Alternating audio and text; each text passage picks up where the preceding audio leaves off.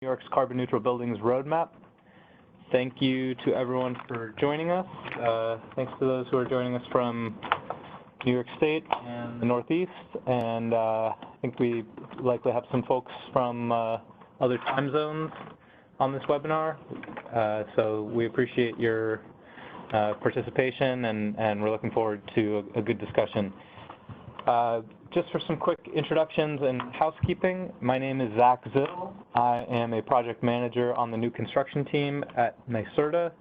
NYSERDA, for anyone who is not familiar, is the New York State Energy Research and Development Authority. And I will say a little bit more about what we do in just a minute. But first, just some housekeeping. For folks who are on the WebEx, we will be taking questions and doing Q&A at the end of this webinar. In order to ask a question, you need to turn on the Q&A function on your WebEx, which you can access via the little speech bubble icon at the bottom of the WebEx screen, or on the bottom right, there's a little text that says Q&A. And so just click on that, and please feel free to type in questions at any point during the webinar, during the presentations. We will be responding to questions toward the end. And just as an FYI, the chat feature is going to be disabled for everyone on the WebEx, but the Q&A function is how you will type in questions. And similarly, all participants, except for the presenters, are going to be muted. And I'll repeat this again throughout the webinar and at the end, but just as an FYI to everyone who's on right now, this webinar is being recorded, and the slide deck will be provided to participants afterwards. So again, this is just an instruction for how to access the Q&A and where to type in when you're asking questions. And with that, I'll kick it off. Just as a bit of quick background on who NYSERDA is and what we do. We are the New York State Energy Research and Development Authority. We work to implement programs and develop strategies for New York State's clean energy economy, which is rapidly evolving, but our mission and vision remain the same, which are to advance innovative energy solutions in ways that improve New York's economy and environment, and to serve as a catalyst advancing energy innovation, technology, and investment, transforming New York's economy and empowering people to choose clean and efficient energy as part of their everyday lives. Our speakers today on this webinar will be Greg Hale and Patrick O'Shea. Greg is a senior advisor for energy efficiency markets and finance at NYSERDA, and in that capacity, he is leading NYSERDA's creation of this carbon neutral buildings roadmap, which is aiming to guide the state on a path to statewide carbon neutrality across its building stock by mid-century. Greg is also heavily involved in our Retrofit New York initiative, which is aimed at developing scalable retrofit solutions to get existing buildings to net zero energy. And Patrick O'Shea is the Director of Market Development at NYSERDA. Patrick is responsible for ensuring the success of design and execution of market strategies under New York's Clean Energy Fund. And Patrick's portfolio includes the following areas: existing commercial buildings, building codes, and new construction in all markets, product standards and quality assurance, digital solutions, and information products and brokering. So we're really excited to have Greg and Patrick presenting for us today. A brief look at the agenda. We have just about wrapped up the welcome, and we'll kick it off with Greg, who will be speaking to New York State's climate policy and how buildings fit into that policy. And both Greg and Patrick will be discussing some of the general contours as well as some of the specific details of the roadmap to carbon neutral buildings that we are currently developing. And then at the end of the webinar, we'll have a bit of time to discuss how you can get involved. This is the beginning of our stakeholder outreach process as part of the roadmap development process. So we'll discuss your potential involvement, and then we'll have plenty of time at the end for Q&A. And just as an FYI to everyone who's with us today, we expect the presentation portion of the webinar to take just about an hour. And so we've allocated 2 hours for this session, but the second hour will go according to the volume of questions and answers. So just a little heads up on the timing. And with that, I will hand it over to Greg. Thanks, Zach. Grab the mic here. Thanks everybody for tuning in, and let's jump right in. I want to start with just a little bit of the national context. I think everybody's pretty aware that the federal government is not taking any action on addressing climate change with the current administration. But the encouraging news is that states are stepping up. So I think this is a really interesting pairing of slides. I have this one, which is showing the states that have actually enacted legislation or introduced legislation, or where legislation is anticipated to take the state to a 100% clean electricity requirement at some point over the next few decades. And this is, of course, really important to decarbonizing buildings, because if you don't have a clean grid, then electrifying your buildings isn't really doing all that much for emissions.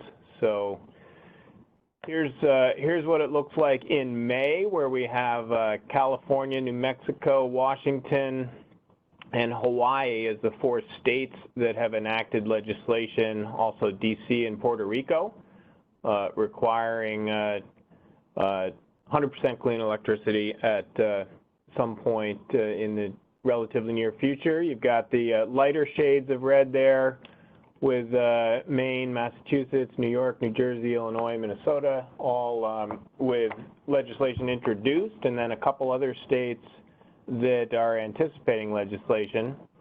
And then if we go to the next slide, this is actually August, and you see there's been a lot of progress already.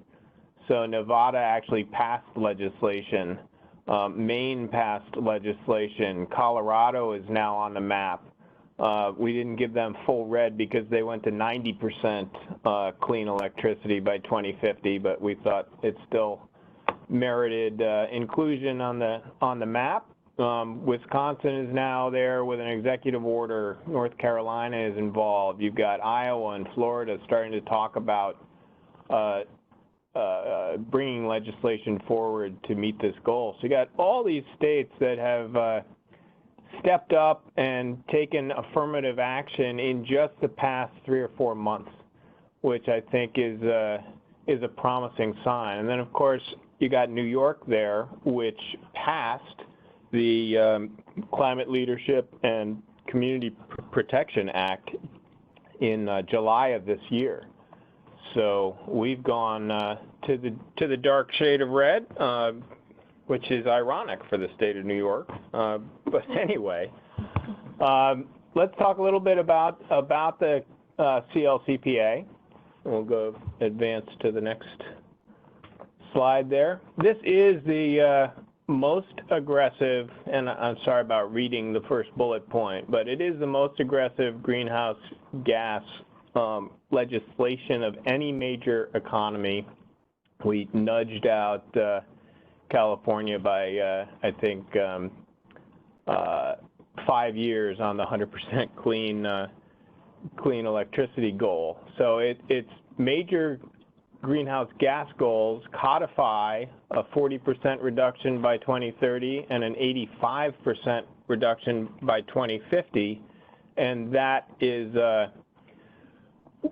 supposed to be paired with an actual carbon neutrality economy-wide by the middle of the century. So anything that you don't get in the actual greenhouse gas emissions reductions would be offset. And then on the energy production side of things, it's requiring 70% renewable energy by 2030, and then 100% zero carbon electricity by 2040. The difference in terminology there being that the existing nuclear facilities in New York qualify to us in New York as zero carbon electricity, but are not counted as renewables. There are a few other targets that I'll show you on the next slide, but one other, I think, very interesting point is that the legislature committed this transition to pay attention to environmental justice and disadvantaged communities. So it actually requires at least 35% of the benefits of the investment that will be made to achieve carbon neutrality to go to the benefit of disadvantaged communities. And those are communities that have suffered from pollution from being near fossil fuel or coal-fired power plants, other demographic considerations that have them struggling to keep up. And it's really important that this transition to clean energy helps bring those communities back up to par, and also a just transition, which is talking about workforce and workforce development, and people who might be losing their jobs from being involved in fossil fuel industries, figuring out the right training mechanisms to get them good employment in the clean energy economy. And then the last point is that the implementation mechanism here is the Climate Action Council that will be appointed. It includes the commissioners of various agencies. It's led by NYSERDA and Department of Environmental Conservation co-chairing this council.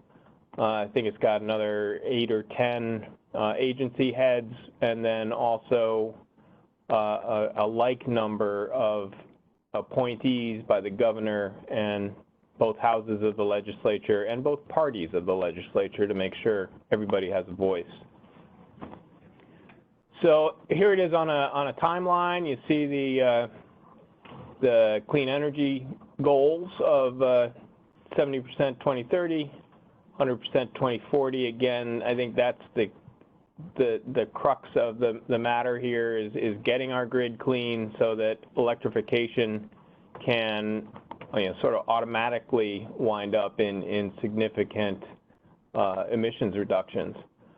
I would point out that 2035, that this is one of the reasons why we felt that we could put these targets out there. These aren't just picked out of space and put in for political reasons. They have been analyzed. They're aspirational, they're difficult, but we believe we can achieve those. And in part, that's about the momentum that we've been developing for offshore wind. We had a target for 3,000 megawatts of offshore wind by 2030, and in this legislation, we tripled that target to 9,000 megawatts. We gave ourselves 5 extra years, 2035, to hit that. But that's based on a lot of work behind the scenes prior to a solicitation, and then NYSERDA has run the first 2 offerings and actually contracted for 1,700 megawatts of offshore wind, which should be built by 2024, 2025. So we're very encouraged by that. I'd also point out the bottom there on 2025 is energy efficiency. So as sort of a warm-up act to our carbon neutral march, we passed New Efficiency New York, and this has now been put into legislation, and it's calling for 185 trillion BTUs of end-use savings in buildings by 2025. And to put that into perspective, that is roughly enough to power 1.8 million homes and get us at a third of the way in and of itself to our 2030 goal of the 40% GHG reduction. This has now been enacted in an order by the Public Service Commission. It's been codified by the legislature, but the implementation is through the PSC. They have issued an order getting the utilities to provide their proposed plans to procure all of this energy efficiency, and we should be seeing an announcement at hopefully the next session of the PSC, which will actually adopt these plans. And the idea is we'll get to 3% of energy usage being the target, annual target for energy efficiency, which is roughly twice where we are today. And then the last thing I'd point out there is it's got a little sub-target for heat pumps.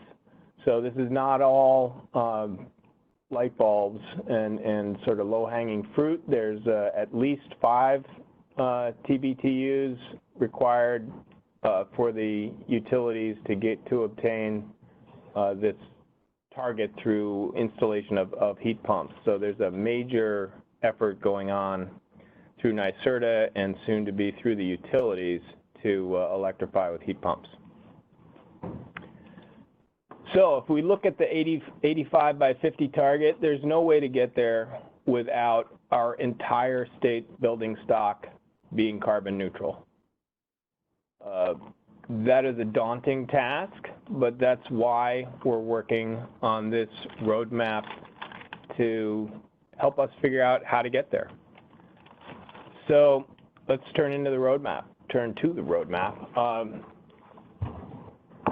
Buildings are a very heavy contributor of carbon emissions to both the state and the city. And this is, sometimes these figures get a little confusing. This is a percentage of all carbon emissions in the state and shows you that 45% of those emissions stem from buildings. 38% of them coming from multifamily, or I'm sorry, residential, single and multifamily, and commercial buildings. If you talk about just fuel-based emissions, you'll see the figures sometimes where it's 56% of New York State emissions coming from buildings. So that would explain discrepancies in figures you may have seen. In New York City, it's even a higher percentage, and that's due to the fact that New York City has a great public transit system, so it has a lower percentage of emissions coming from transportation. But in New York City, as you see, 2/3 of the emissions are coming from the building sector. So we don't solve our climate problem without figuring out how to address the emissions in buildings. So how do we do that? Well, that's what we're trying to figure out. That's what this roadmap is all about.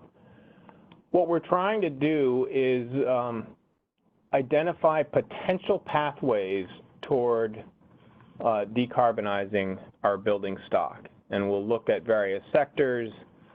The idea is that we will be putting a menu of options in front of the Climate Action Council for them to act on as they are implementing the CLCPA. Their work is supposed to be done by the end of 2023. Patrick's going to get into the timeline of our roadmap, but we're shooting for roughly a year, a little more than a year from today to publish our roadmap. So the idea is that we hand this over to the right working groups under the CLCPA, and they've got a very valuable resource to help them figure out what the actual policy requirements are going to be for the buildings in New York State. When we think about these pathways, I think about it as both technological pathways and policy pathways. We have to figure out what the right technologies are, stay up to speed with what's happening in this rapidly evolving world. You know, we can get a a building today to carbon neutrality with existing technology. In fact, for new construction, we know how to do that. We know how to do it well, produce beautiful buildings, and also we know how to do that at a very low incremental cost to business as usual, if any. I've heard several developers talk about their ability to get to a net zero building, new construction, really at comparable cost to business as usual, by emphasizing that as a primary project goal from day one and developing their whole process around that. But we do need to keep up to speed with what's happening technology-wise, and that may be one of the offshoots of this roadmap. You know, the last point here is it's a living document, so we're not trying to figure out everything that's going to get us to the whole carbon neutral building stock in 2050 today and over the next year. We're starting. We're going to lay out some ideas for preliminary actions, but the idea is that this roadmap will then be updated and reissued every few years, somewhere in the range of 3 to 5, we expect. You might have addenda coming in shorter time frames, and maybe we'll be able to develop a process to keep people up to speed with the new technological developments from year to year. Research is a very important piece of the roadmap. We are under contract with a couple of different organizations to do various research tasks that involve the grid and figuring out some of these pathways, figuring out some of the technological developments, some of the policy options that are out there. And so the results of this research will be folded into the roadmap and inform what we draft. Stakeholder process is very important to us. This is the beginning of it, these couple of webinars. And Zach and Patrick will talk about ways that people can get involved, but we definitely want to hear from all sorts of different folks who have experience in this field and have technical expertise that we really want to tap into. One of the reasons to do this exercise is to put out a market signal to the manufacturers, to construction companies, to architects, to engineers, to solution providers in this sector, that this is really the way that New York is going. And if you don't figure out how to up your game to be able to produce net zero carbon results or achieve, serious emissions reductions in retrofits, you're going to be behind the curve in a couple of years, in a few years. So we want to get more and more people excited that this is the way we're headed, and figuring out how to develop business models that work. And talking about business models, we really do look at this transition as a net positive from an economic development perspective. It will be a very powerful job creator and spur a lot of economic investment into communities. And as we mentioned before, those will include the disadvantaged communities as well. Just one metric for that, in New York City, which also passed its own emissions law earlier this year, covering buildings 25,000 square feet and above, a study by Urban Green Council came out with the result that by 2030 they expect $20 billion of investment in retrofits to be able to meet the targets that the city has set out for 2030. Just one more point I do want to emphasize is that it's not just about energy savings. We have to do this for carbon emissions reduction, but you get a lot more than energy savings out of creating a building that is carbon neutral. And the next line is the important one. It's health, it's comfort, it's productivity from the improved indoor air quality that will be in these buildings because they're actively ventilated and filtered. So those benefits can outweigh energy savings by multiple times. And one thing we need to do is figure out how to monetize those benefits. Just as an aside, one project that NYSERDA is working on is about healthy homes and healthy buildings, and working with our Medicaid redesign team, the idea being that it's much less expensive on a societal basis to go into the home and remove the triggers of asthma and other respiratory ailments than it is to treat the symptoms in a hospital. So we can envision, and the Medicaid team is working with us to try to make this a reality, that a health practitioner could write a prescription for a home improvement and have that paid in part by Medicaid dollars, and society comes out ahead in doing that, and of course our energy efficiency world comes out ahead in doing that because we have identified another funding stream to get these projects taken care of. So we'll be covering that in the roadmap. So the roadmap scope, we need to cover new construction, but we really need to focus on existing buildings as well. I've seen various estimates, but for the building stock in New York State in 2050, somewhere between 3/4 of it to 90% of it is already built today. We're a built-out state, certainly a built-out city. Of course, there's new construction, and just by the size of New York City, that's a large number in absolute square feet.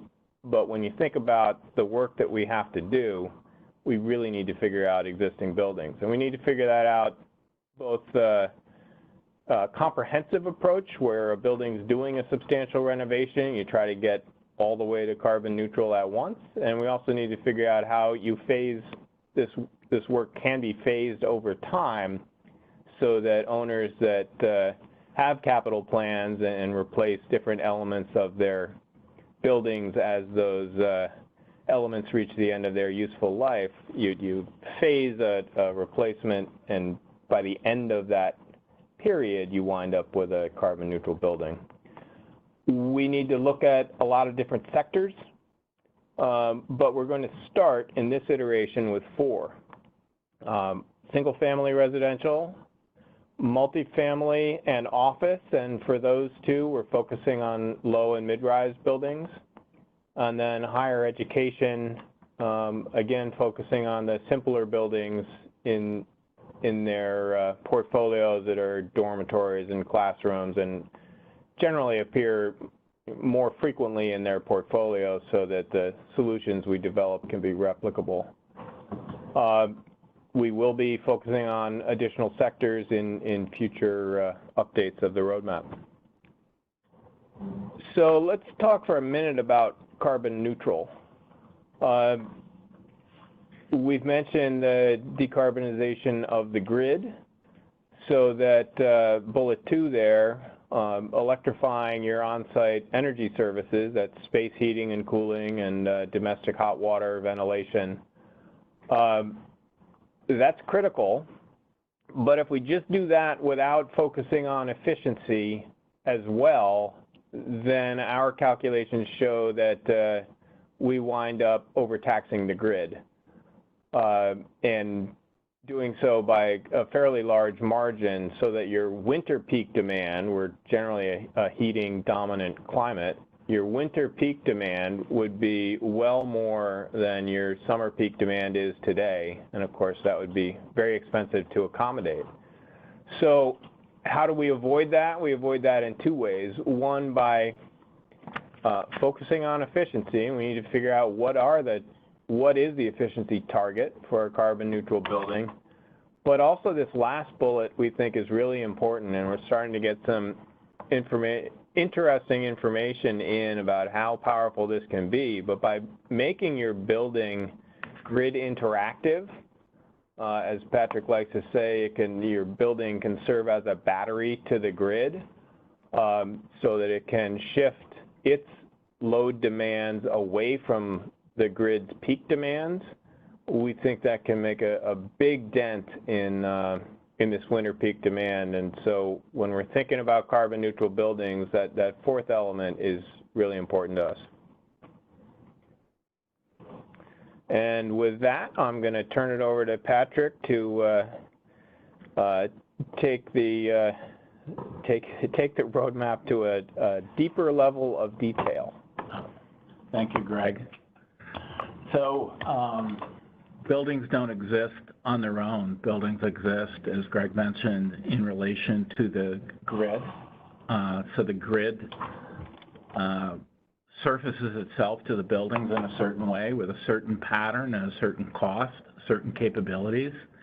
And buildings surface themselves to the grid with certain capabilities and attributes. And as Greg mentioned, we're looking for buildings that are more flexible to be part of the future solution, not just cleaner, but more flexible in those energy attributes. At the same time, the grid is going to be changing dynamically over time while we work on getting buildings to change dynamically over time. So, this requires us in the roadmap to have a perspective that's valuable now in terms of how buildings in the grid interact with one another, and that changes and evolves over time as both the grid and the building space changes. NYSERDA is an organization with a lot of tasks being given to it, and so we have other teams that are working on the future of the grid. Our role in terms of the building roadmap is to stay coordinated with them, be responsive to where the grid is going, and be anticipatory in terms of the types of policies we choose so that we end up in a place where we get synergistic effects, not limitations that limit each of us in terms of what we're trying to work towards. Another area that's outside the building space, that the building space interacts with directly, is transportation systems. The primary transportation need being for people to commute from the building that they live in to the building that they work in. One of the key differences between upstate and downstate New York in terms of the carbon profile is the wide use of public transportation in New York City, and in upstate, much more use of automobiles for commuting, and also agriculture, which explains the difference in the percent of greenhouse gases coming from the buildings. But as a result of this, this is not the all-encompassing team that's taking on everything.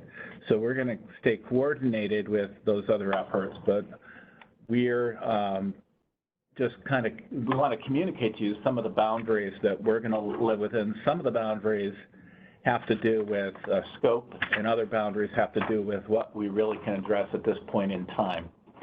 So we have some limits that I just want to go through, and some of them are longer-term touch points. So we understand the problems posed by refrigerants that are greenhouse gases in and of themselves, often with factors much greater than carbon. And the market is working to develop low GHG or no GHG refrigerant choices. We're not going to take those on directly in the roadmap. At the same time, we're funding projects that are some projects which are using carbon dioxide, high pressure carbon dioxide as part of the refrigerant system. So we're beginning to see some evidence of solutions coming from other industries. That's a food industry solution that's being applied in some of the buildings that we saw in the most recent round of the Buildings of Excellence competition.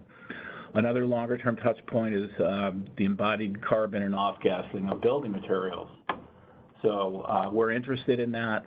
We might fund some additional research in that, but expect that not to be incorporated into the first iteration of the roadmap itself. Emissions during construction activities. We believe that what Greg talked about earlier, the industrialization of construction, where we're using components that are manufactured in factories and assembled on site. Many of the things that we're doing are going to reduce those emissions, but that, again, is something that's a longer-term touch point and not going to be envisioned in terms of what the solutions are in the initial roadmap. In addition, emissions from off-site provision and treatment of water used in building operations, again, it'll be noted, but we're not going to work towards a solution space in the initial roadmap. And then also, as we make this shift from fossil fuels towards electric solutions in alternate fuels, there will be some stranded assets. So we will be, we understand that that's an issue that will have to be addressed, but that's outside the scope of the initial roadmap. We expect that we will be issuing this roadmap approximately every 3 to 4 years. That is the cycle time for things such as a state energy plan and other forward-looking documents. So we expect a regular refresh of the roadmap.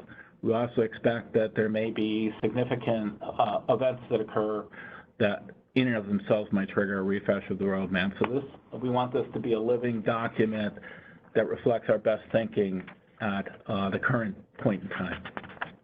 On to the next one.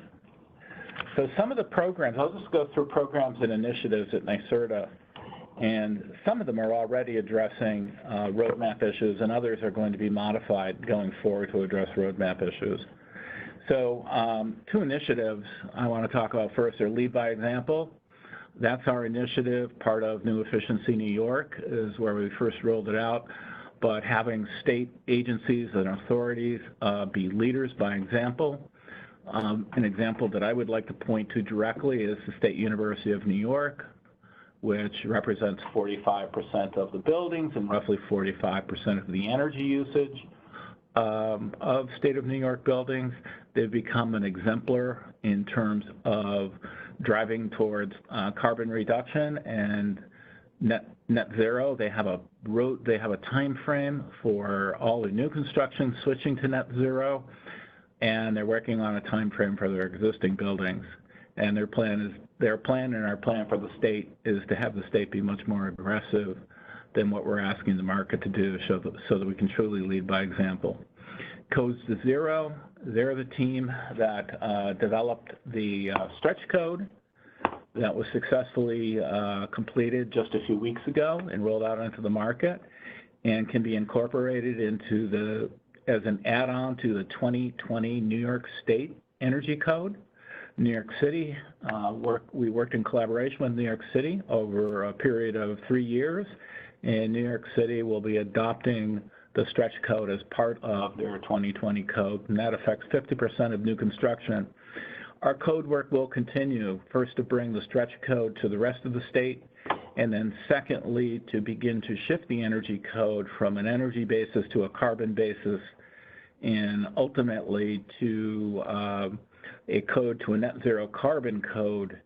And we believe that in residential buildings, that's possible by 2030. If you look at California specifically, they're bringing by code residential buildings to net zero carbon by 2020 and commercial buildings by 2030. So we will be, as Greg mentioned, we have much more of a heat load to deal with in California, but we're working on an aggressive time frame as well in the Codes to Zero initiative. 2 existing programs, Retrofit New York and Buildings of Excellence, are also looking at getting exemplar models in the marketplace. Retrofit New York focused on bringing the energy sprung solutions that were developed in the Netherlands to existing multifamily buildings in New York State. And Buildings of Excellence looking to take what we've learned through years of running our new construction program and get net zero buildings developed in the new construction space. In about 4 weeks, we'll announce the winners from the first round of competition in the Buildings of Excellence competition. And we had over a dozen buildings that submitted proposals to be completely net zero, and a large number getting close to net zero, a larger number. We were thrilled with the response that we got. We saw the use of geothermal in multiple buildings, air source heat pumps, VRFs, other air source heat pump technologies in other buildings, and many of the manufactured components that we had talked about as part of their design and approach. Also, the incorporation of PV, solar, thermal, and other supportive technologies that also help you address on-site energy use and thermal load. Net zero energy for economic development is an initiative that we've been running in conjunction with the annual CFA. This year's round of competition was the second year that we ran it. We put $15 million into that competition, $10 million designated towards projects in the 10 economic development regions, and $5 million into in a new area for this year, campus or community development towards net zero. And we're pleased we got several good responses in the new category, and this is one that we're looking at putting more money into. So that's campus-wide or community-wide development for net zero. We're looking to put more money into that in the coming years, but we will be we'll be doing that again in 2020 and 2021. Net zero and new construction, all sectors and portfolio support. So we've shifted the focus of our new construction programs to achieving net zero. We're focused there on providing more resources for design money. There's a saying in the construction industry that not everything that's designed gets built. And also another saying that goes with that is nothing gets built that isn't designed. So we want to make sure that clean energy options are being fully looked at in the design process. And as costs come down, more of those will be adopted. The portfolio support is support for someone who's managing a portfolio of new construction and existing buildings, and has a development plan. So that's as opposed to being applied to a specific building, it's applied to a portfolio of projects, and also is focused on design support. And then over to the right, we have net zero manufactured housing. Manufactured housing is an economical solution and a popular solution in upstate New York. It can be used both in rural settings and in urban infills. And we'll be rolling out a program focused on net zero manufactured housing in 2020. Yeah, I'm not sure if you're aware of this, but you know there is an Energy Star manufactured home already being built and marketed. There's a couple companies that build them above Energy Star. So we're looking to take examples from other states, use the scale of manufacturing, and bring net zero manufactured housing to New York. And then single family net zero market segmentation. You will see as the heat pump order rolls out and utilities begin to fund large-scale heat pump programs, we'll be switching in the single-family area to supporting heat pump-ready homes is one of our new initiatives. It'll be rolling into the market to support that, so that we have an effort to get existing single-family homes moving towards net zero carbon. So the next slide. Okay. Over the next half dozen slides, I'm going to be going through the components of the roadmap.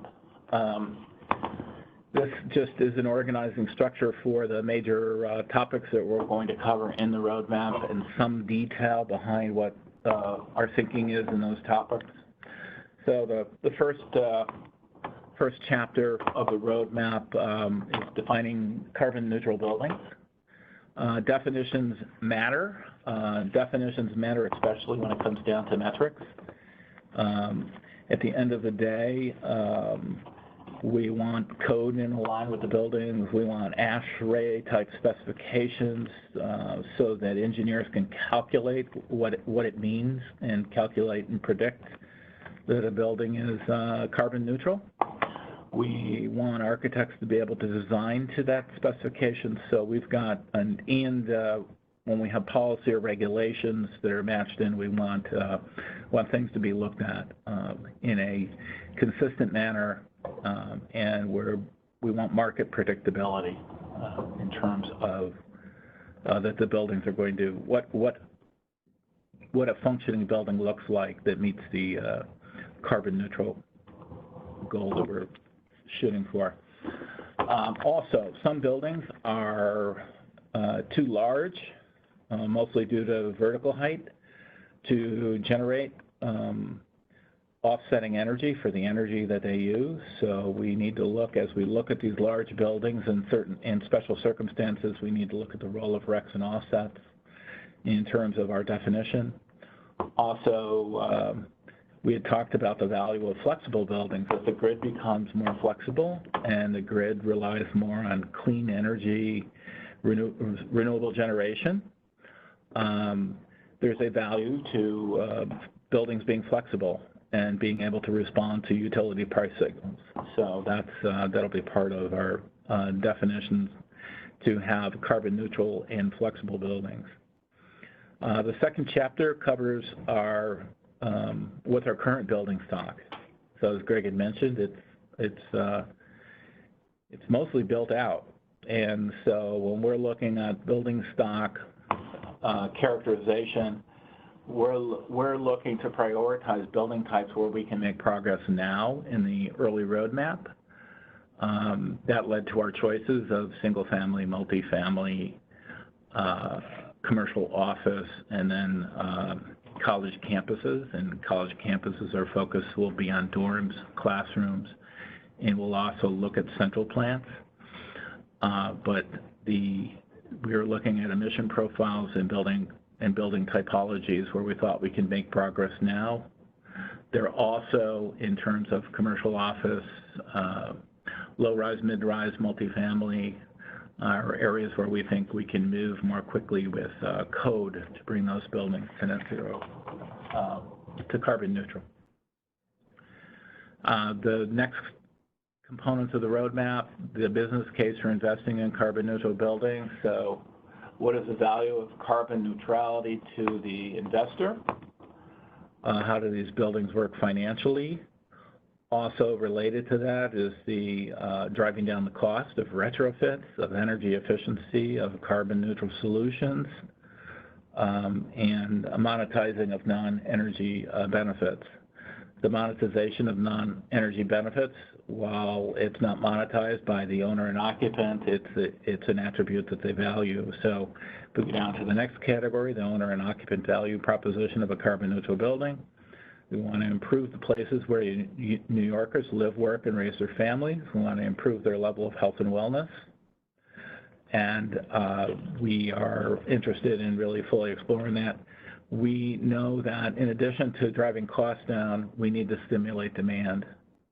We believe that these are better buildings, that this is an elevated experience, a healthier experience, a more productive experience. And it's important to work on the awareness and knowledge of New York State residents as part of driving demand for these buildings. On to the next one, component tech. So probably from a straight building design and construction point of view, probably the beefiest chapter here is the technologies and construction methods for decarbonizing building. We're investing a fair amount of resources in research in this area, but we are looking in this chapter, we'll lay out pathways to getting certain building typologies in both new construction and retrofit. What is the pathway to net zero? It will include a technological pathway as well as a cost trajectory pathway. This will be this chapter will also look at the building typologies that I mentioned earlier. We'll have some organization that looks at the pathway for each building topology. So this is probably from a building point of view, the most information-packed chapter that we'll have in the roadmap. Chapter 6, Pathways and Milestones, 2025, 2030, and beyond. We're going to take our what's the best thinking in terms of where the opportunities are, how far we can get in certain time frames, when will certain potential solutions become available to the market. It'll also be cycling with the code update. Code is updated about every 3 years. And we look, as I had mentioned earlier, with the code, we look so we've got, we're building off the 2018 model code right now. That'll be in the New York State 2020 code. So, what do we want to try to get into the 2021 model code, which will probably come out in 2022 or 23, and so on, as we cycle, as we try to move from, or as we move from energy to carbon in the code, and we move towards net zero and to net zero in certain sections of the code and the residential code. Go on to chapter 7 and 8. Electrifying buildings as the grid gets cleaner. So as the grid gets cleaner, in some ways it becomes simpler to decarbonize the building. You just simply switch it to electric. But at the same time, we talked about all the other factors: the grid load profile, the perspective on EUI, the energy intensivity, like how efficient does the building need to be considered carbon neutral. So other factors come into play.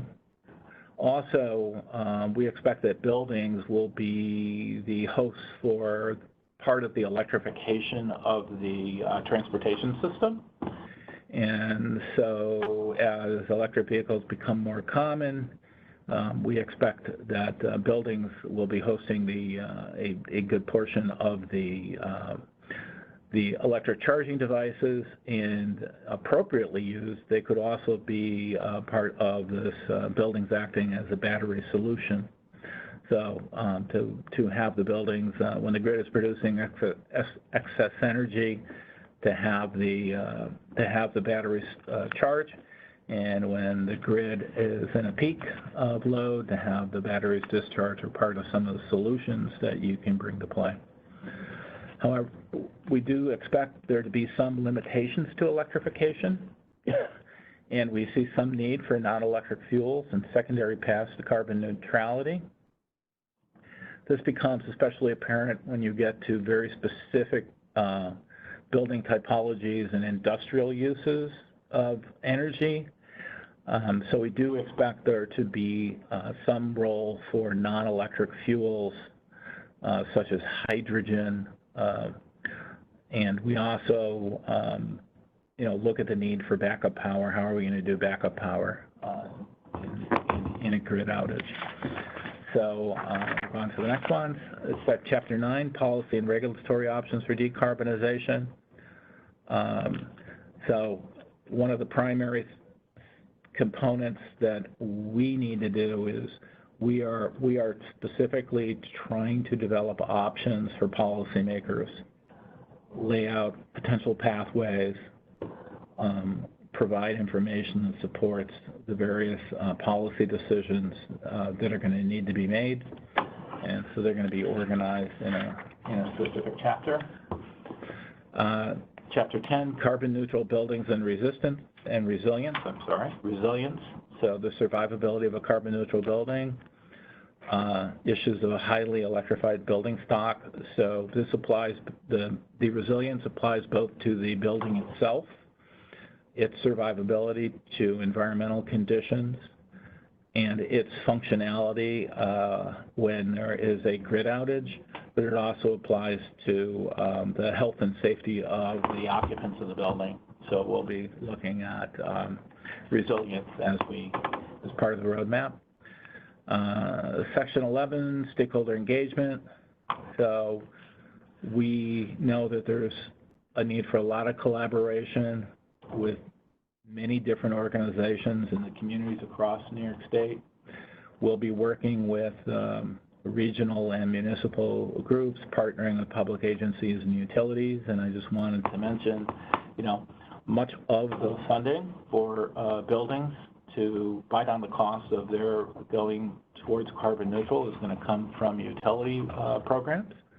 Also, the utilities will be heavily engaged, obviously, in the discussion of the how we connect all of these renewable and decentralized generation resources and storage to where the demand is. So the utilities will be involved in this effort. Section 12, opportunities and pathways to carbon neutrality.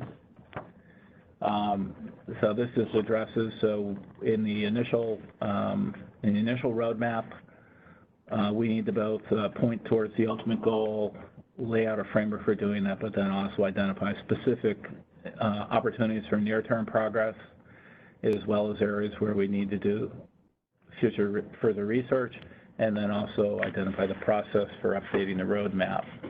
So those are the components of the roadmap. Next, we go to target audience. So the roadmap will be a focus.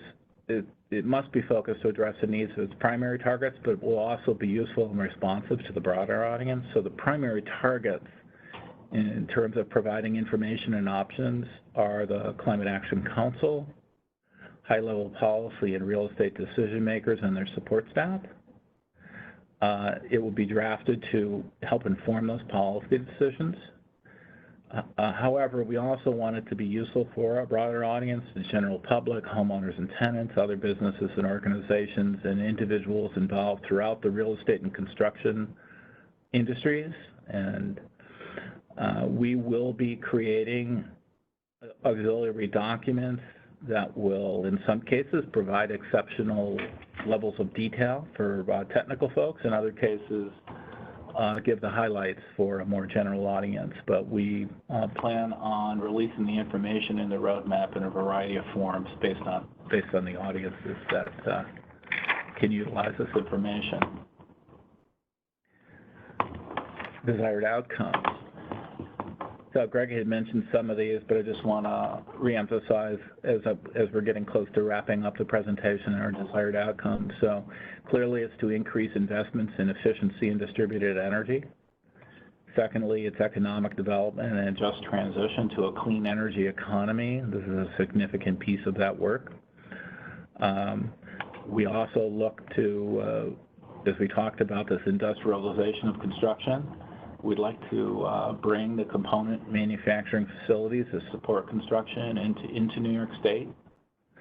The construction industry productivity gains, part of that cost curve reduction that we talked about, and industrialization of the construction process really is about getting productivity gains in the construction industry. So specifically, this clean energy construction and retrofit construction is much less expensive but still profitable.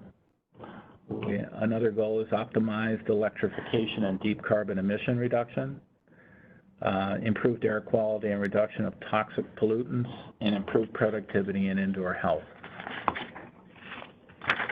Our roadmap schedule.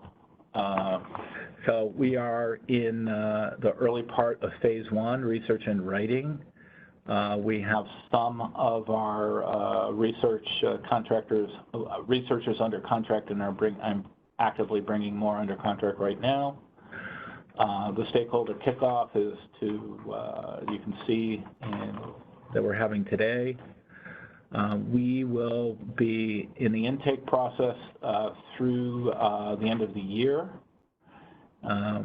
We expect to edit and compile it and turn it around and release a first draft in the month of February, which we would share with all stakeholders and begin our public stakeholder engagement and comment process. We're hoping to bring that to a close in May roughly, and have a final draft that we would be circulating internally for review and revision about July 1st. And we're looking to publish our roadmap to the market in late summer, early fall of next year. All right. Thank you, Patrick, and thank you, Greg. This is Zach Zill again, and I'm going to jump back in here at the end to say a couple of quick comments about how you can get involved in the road mapping process. Before I do that, I just want to say that we're rapidly approaching the Q&A portion of this webinar, so if you have questions on anything that Greg and Patrick have just covered, please start typing them in, and we will begin compiling them. And thank you to those who have already sent us a few questions. So as Patrick and Greg mentioned, this roadmap is a big project. It is a living project that will be updated regularly. And with this first iteration of the roadmap, we are fully intending to incorporate the lessons that we have learned at NYSERDA from the programs that we have already had in the market. We intend to bring lessons from what other states and other cities are doing and other places around the world. But we also fully intend to have a robust stakeholder engagement process where we open up the discussion and open up the development of the roadmap content to feedback from folks like everyone who's on this webinar today and others across New York State and beyond. So at this point in time, there are a couple of ways that you can get involved. The first thing that we want to announce is that we have a dedicated email address, which is up on the screen right now. It's carbonneutralbuildings@nyserda.ny.gov. And so that is an open email address that our team will be checking and responding to on a regular basis. So any questions that you or your colleagues or associates, folks from your companies, organizations, communities might have can be directed to us at that email address. In particular, over the next few weeks, we are hoping to get any early questions that might impact kind of our overall framing of the roadmap, which Patrick just spent some time going through. And we do have one particular ask for the folks on the webinar today, which is that the bullet point number 2 on the screen, we are looking for our stakeholders to share their knowledge of other roadmaps that you might be aware of from other cities, other states, or elsewhere that are focused on high-performance buildings. We know that there's a lot of activity going on in this space, and that NYSERDA is not the only entity that is tackling these questions, and we want to make sure that we are collaborating with others, learning the lessons that others have been teaching, and aligning what we're doing as best we can with other entities. So please share your knowledge of other roadmaps developed recently. And in a similar vein, any trusted sources that you turn to or that you're aware of for information about building decarbonization. We have compiled a fair amount of literature that we've reviewed as part of our early work on this roadmap. But we are, we're reliant on the breadth of our stakeholder pool to make sure that we're well informed about everything else that is going on in this space and other sources of information that we can lean on. So please, if you have resources on either of those topics, share them with us at our carbonneutralbuildings@nyserda.ny.gov email address. And I will say, because it was a question that we got when we mentioned this earlier, that we do have a list of literature review items that we've already been looking at on the roadmap team at NYSERDA, and we are going to do our best to share that publicly so that folks can use it as a reference for themselves, or also just understand the sort of background thinking and research that has gone into the roadmap effort thus far. So please be on the lookout for that forthcoming. But in the meantime, if you have resources that you want to share with us that you think we might already be aware of, the best way to go about it is just to get in touch with us at this email address, and we can start a conversation to learn from what you might have to share. And then finally, we are, as Patrick just mentioned, our roadmap schedule has us publishing a first draft of this document in early 2020. And at that point, we are going to begin a public outreach and engagement process, which will include in-person events, probably more webinars like this one. We really want to share our first draft of the roadmap with stakeholders in New York State and beyond, so we can get a bunch of feedback about what the direction that we're developing things in, and use that to improve and clarify the document for final publication later in 2020. As part of that public engagement process, we intend to launch in January a website where we'll be publishing the roadmap first draft, as well as other resources and information about upcoming events, opportunities for stakeholder engagement, slide decks from webinars like this one, and additional resources. So please be on the lookout for those resources coming soon.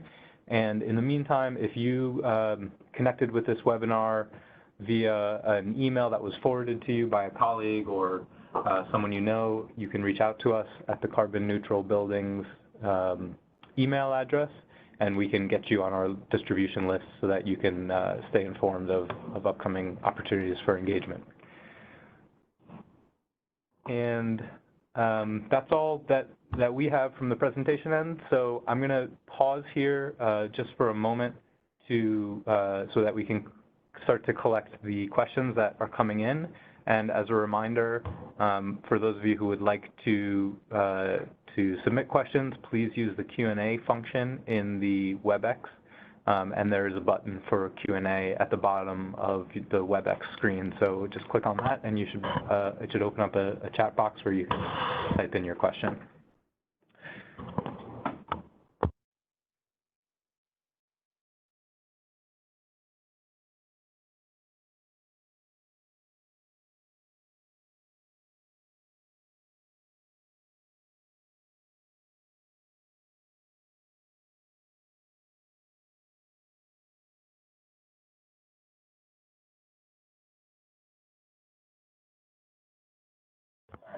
Okay, great. So we have a number of questions that have come in, and we can tell that folks on the webinar are paying close attention because some of them are really good questions. So I'm going to turn it back over to Patrick and Greg to run through that list.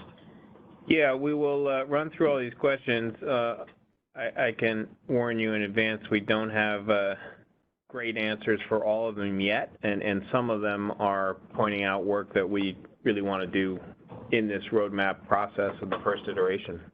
However, the first question is not that hard. I can answer this one. Does the 70% renewable electric target in 2030 include projected loads from beneficial electrification? And the answer is yes. It's system-wide, 70% of our electricity generation needs to come from renewable sources, and that's whatever's needed to power everything electric at that point in time. I'll take on question 2. You mentioned that you have case studies on NZE new construction projects that came in at the same cost as code-compliant buildings, as NYSERDA have data on the NZE new construction costs that can be shared. So we just ran Buildings of Excellence competition. We got to see a portfolio of projects, some of which are in the 0 to 3% range for net zero buildings. After we publicly announce the winners, which will be in October, towards the end of October, we do plan on sharing the portfolio level data. The comparison of code construction was part of the process that we went through. So we're pleased with the results. We're compiling it in a meaningful way so that you can see the technologies that were deployed in the different building typologies, as well as the cost. So that we haven't published it yet. Okay. Question 3.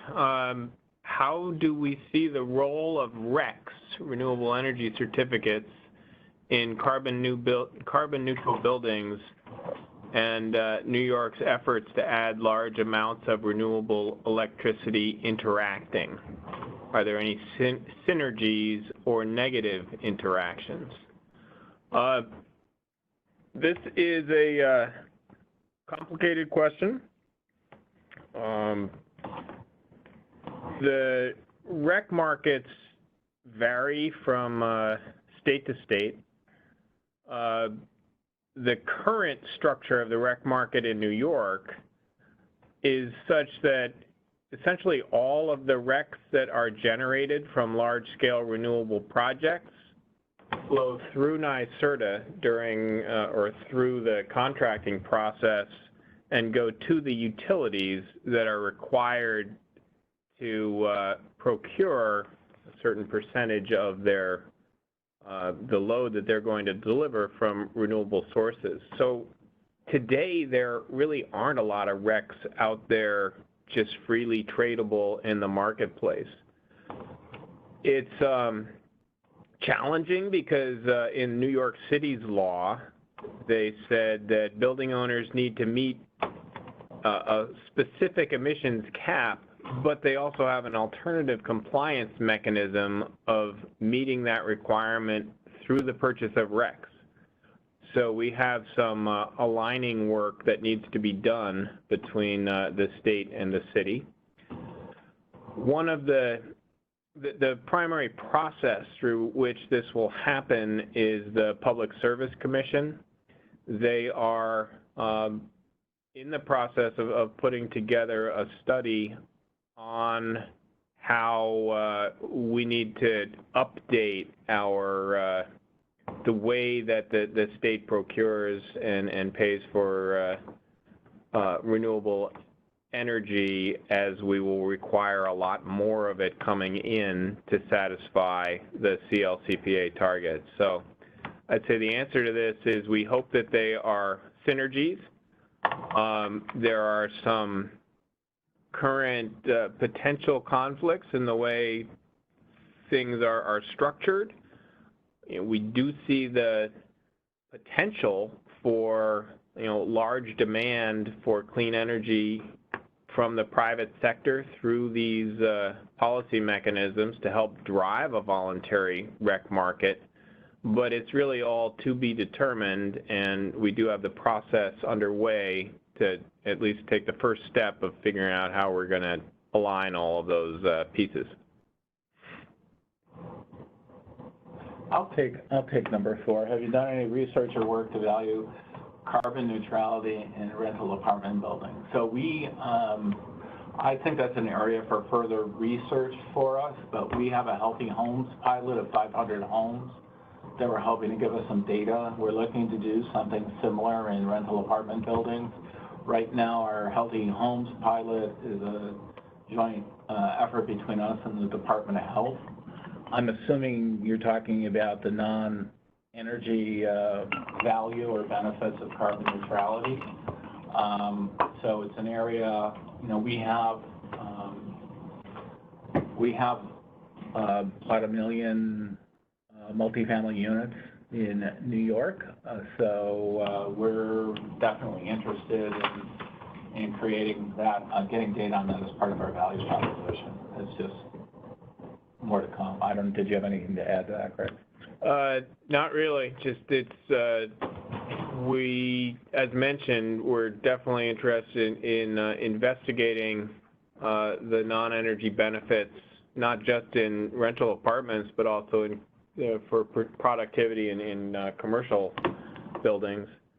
So that's part of the work that we're going to do for the roadmap, and hopefully we'll find as much as we can.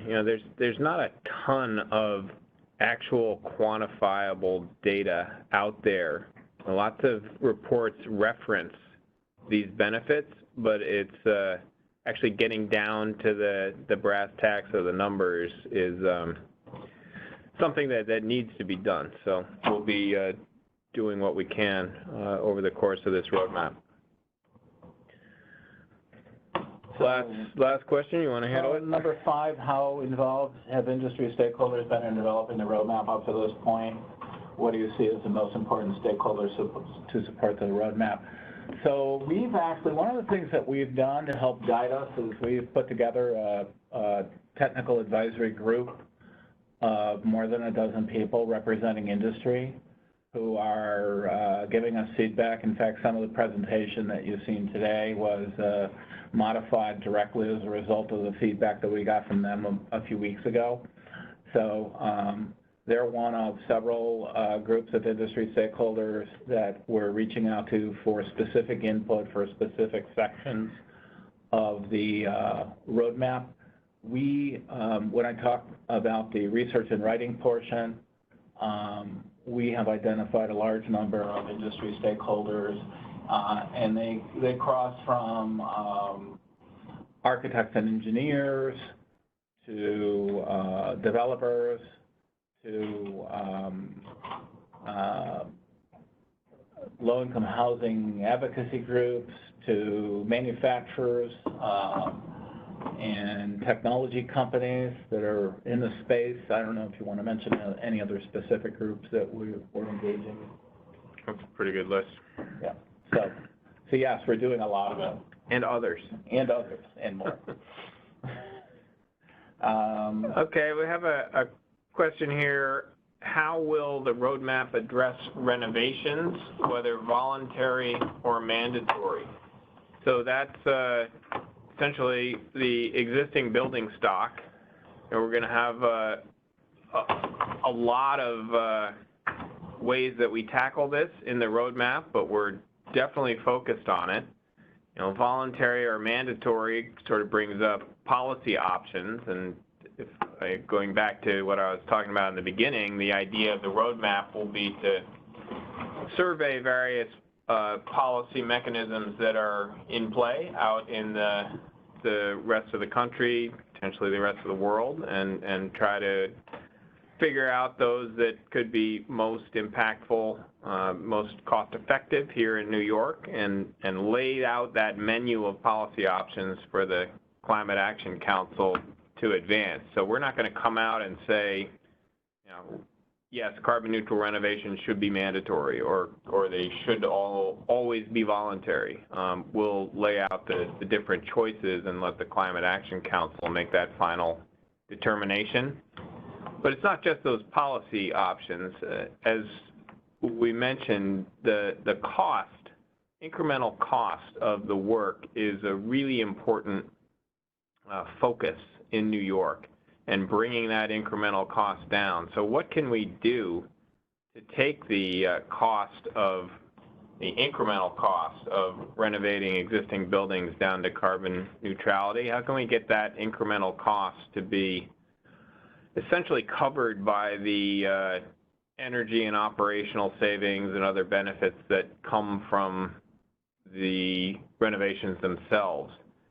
So we will be focusing a lot on how do you get manufacturers to see the market that's coming, to bring the right products to the market, to get to a scale that allows us to reduce the cost of those components. So yes, we will be touching on the existing building stock in a lot of different ways. Also just thinking about the different technologies that are out there and how those can improve. We know that we'll get more work done faster if we get true market-based solutions that are good investments for building owners and investors to make and produce good value for the people who occupy those buildings. Yeah, I would say that's sort of a general principle that NYSERDA follows, is that you're trying to bring the leading edge of technological innovations to cost effectiveness so that then code can follow and require things. But you've already paved the way and shown the market that it can work first off. Take the next one. There's an interesting question. Would the roadmap include recommendations for improving climate literacy so that we have informed New York State citizens? Otherwise, all the work could be lost through bad election results, similar to what is happening at the federal level. That's a really interesting idea. I think we'll add it to the bullpen. Climate literacy is a good idea. Yeah. It hadn't been in our table of contents at the moment, but it's a great idea. Okay. Okay, well that's the questions that we have for now. I'm gonna give it another 20 to 30 seconds if anyone wants to type in a last question or two, since we still have time on this webinar. Thank you to those who have already asked questions. Okay, it looks like we have another question coming in. So I'm just gonna pause for a second while we get this teed up for our speakers here.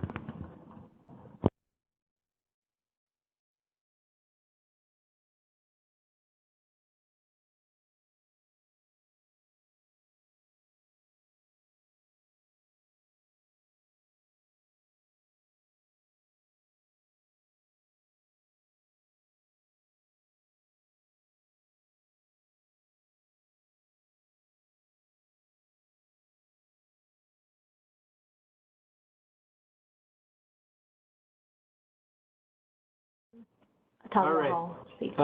Let's see what this question is. Any plans in New York State to implement a carbon price to help send an economic signal to emitters and help other sectors internalize the cost of carbon for decision making? Greg, Patrick? Well, so there is a current proceeding at the New York Independent System Operator, New York ISO, that is the operator of our electric grid, which is exploring the idea of having carbon pricing worked into the cost of electricity. That's a procedure that's underway. I think carbon pricing is one of the policy mechanisms that we'll be considering and laying out in the menu of options. Whether the higher levels of the state government go that direction or different directions, that's part of all of this work. And I guess I would say that the bottom line result will be, what does the Climate Action Council decide in 2023? And if they decide that we're putting a carbon tax on, then the Department of Environmental Conservation will be tasked with writing the regs to implement that carbon tax. Okay, and I think that was our last question. So seeing no further questions coming in on the chat, I'm just going to say thanks again to everyone for joining us this afternoon for this presentation. We at NYSERDA are really excited to get this road mapping effort underway, and we are very much looking forward to engaging with all of you in future webinars and hopefully a number of in-person discussions. We look forward to receiving feedback from you at our email address. Again, that's carbonneutralbuildings@nyserda.ny.gov. And until next time, thanks again for joining us.